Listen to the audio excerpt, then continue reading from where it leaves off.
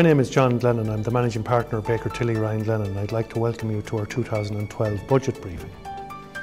My tax colleagues and myself would like to provide you with analysis of the provisions of this year's budget and what it will mean for you.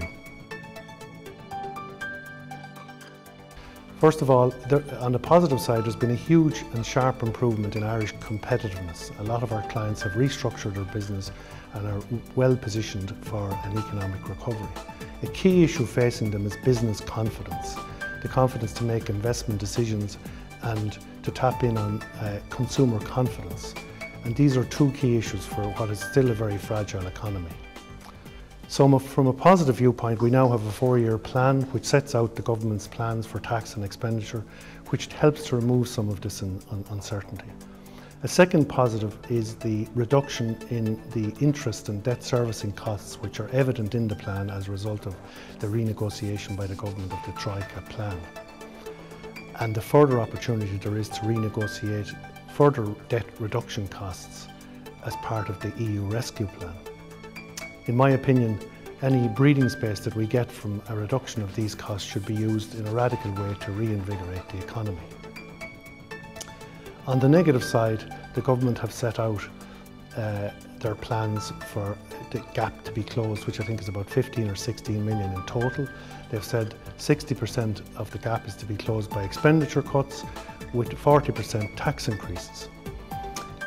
I have some concerns about the balance that's been struck. On the expenditure side, I think a lot of the expenditure announcements yesterday were in fact additional charges on employers for redundancy, VHI rises, etc. And when you take account of the €400 million universal social charge coming forward into 2012 from 2011, I think the balance is more closer to 50%. And as a firm, and I know a lot of our clients have concerns about the marginal tax rates and its effect on Ireland as an attractive, as a location to do business. Overall though, the budget is out of the way. It's another uncertainty removed from business, and it's an important week for Irish business generally, because later on in the week we have a rescue plan to be announced, hopefully to save the euro.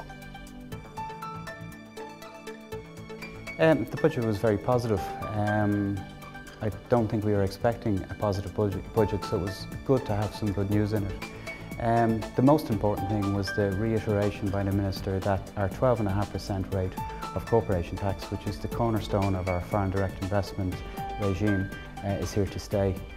Business likes certainty, and this statement gives that certainty. However, he's not resting on his laurels. He's trying to improve the regime, and he's introducing a special assignee relief, which we don't have details of yet, but we assume it will be something along the lines of the Netherlands 30% rule, whereby 30% of an individual's income falls outside the tax net if they move to the country. The idea here is to bring in high quality people, which will help grow jobs. There is also good news in terms of financial services, with promised changes in the forthcoming finance bill in 2012 on the funds administration front, international insurance, aircraft leasing and treasury management. Again, all of this is positive. There's 30,000 jobs already in this sector of the economy, and any improvement in our tax regime helps that. On the outgoing side, he's reintroducing the foreign earnings deduction, which is basically a relief for people who are involved in the sale of goods and services abroad for Irish companies. Effectively, part of their income falls outside the tax net. Again, details will be included in the finance bill. This time, unlike previously where it was for any work abroad, it's been restricted to the BRICS, which are basically Brazil, Russia, India, China and South Africa. So all in all, a positive budget. Yeah, it was broadly positive for SMEs. As I said earlier, the corporation tax rate has been confirmed at staying at 12.5%. This applies to Irish businesses as well. We deal with a lot of unincorporated businesses, and certainly we will be talking to them in terms of maybe moving them into an incorporated state. On the research and development side, it was good news. They've introduced a volume-based relief for the first 100,000 of expenditure, which is improved on the previous 2003 regime. On top of that, there was a restriction on R&D where the amount of R&D research outsourced exceeded 10% of the internal spend. This has been changed, whereby it'll either be the 10% rule or 100,000, whichever is the greater. And interestingly, the Minister also said that the tax credit received by the company under the R&D development regime can be shared with key employees. No details again, but an interesting development. Yes, there were two main changes. The first relates to the introduction of a new 5% surcharge for investors with gross income of over 100,000. And the second relates to the capital allowances, the Section 23 type capital allowances schemes. Basically, they can't be claimed after 2015, apart from certain exceptions. Relief mainly. Pension contributions are still relieved at people's marginal rate, which is really welcome, although strong indications were given by the Minister that in future this will be reduced. The VAT standard rate has increased from 21% to 23%, as was heralded in the press during the past couple of weeks. The intention here is that in a full fiscal year there will be an additional 600 to 700 million tax collected. It's hard to say whether this will happen. Consumer sentiment is quite low at the moment, and an increase in the VAT rate is hardly likely to improve that. There's also fear that there may be an increase in cross-border shopping. The UK VAT rate is 20%. However, if you take into account increased fuel charges and the sterling exchange rate, the perceived savings may not actually be there, so it probably isn't going to be much of an issue. In terms of opportunities for planning, I would advise clients who are on the invoice basis of VAT accounting to invoice as much as they can prior to Christmas so that they get the 21% rate. If they leave till after Christmas, the new rate comes in on the 1st of January, the 23% rate will apply.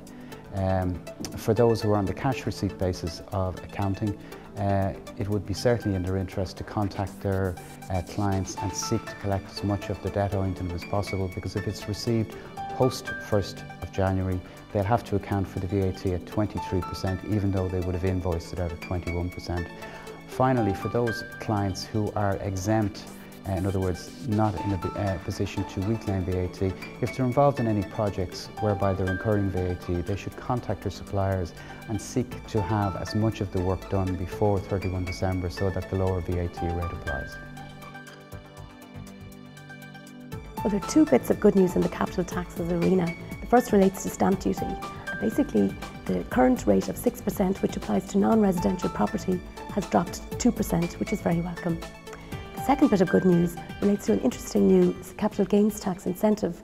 This means that anyone who has a gain on a house which they bought between the 7th of December 2011 and the end of 2013 will not pay any tax on the gain, assuming this is provided they retain the house for 7 years. Very interesting. There are three main bits of bad news in capital taxes. The first is that the tax rates have actually increased a little bit more than people expected. Both the capital gains tax and capital acquisition tax rates increased from 25% to 30%. In addition, the parent-child threshold in CAT has decreased to 250,000, which will be disappointing to many people. The second bit of bad news relates to retirement relief, which is a CGT, a capital gains tax relief. This change will incentivise people over or approaching 66 to move their businesses and farms onto their children, or even to sell them before they reach 66. There's a little bit of time to set your affairs in order, and that we recommend that be done sooner rather than later. The third bit of bad news relates to stamp duty.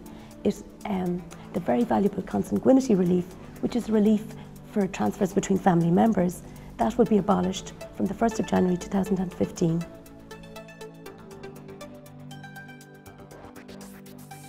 Yeah, there have been other indirect tax increases. Firstly, on the motor tax, there has been a slight change of policy. The previous government had changed the motor tax system whereby older cars were taxed on the basis of their CC, whereas newer cars were taxed on the basis of their CO2 emissions. And generally speaking, the motor tax on these cars was quite low. Although the motor tax on the older cars has increased somewhat, the increase on the newer CO2 efficient cars has increased at a higher rate.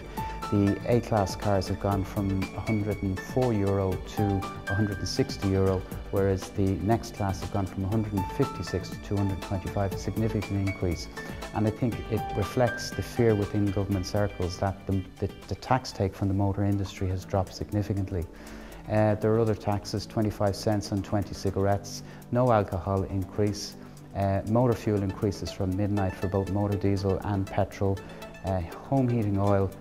There is an increase, however it's not being implemented until May 2012, and for solid fuel there is no increase. I think that will be welcomed in rural communities where the use of solid fuel tends to be more common.